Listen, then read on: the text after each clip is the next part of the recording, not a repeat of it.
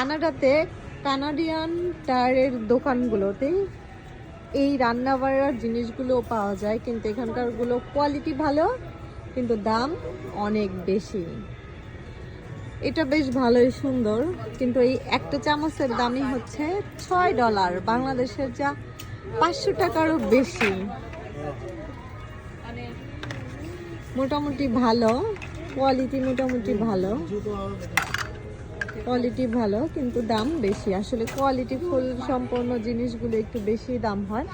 এই জিনিসগুলো মানে কানাডাতে ডলের মতে আলহামদুলিল্লাহ মানে একটু চিপে পাওয়া যায়, বাট ইউজ করার মতো ভালোই। অতটা বেশি ভালো কোয়ালিটি না, কিন্তু বেশ ভালোই, মানে ইউজ করা যায় ভালোই। আম্মু নিও না আমার। তো কানাডা টায়ার এইসব জিনিসগুলো একটু বেশি দাম, তো আমি আজকে কিছু নেব না।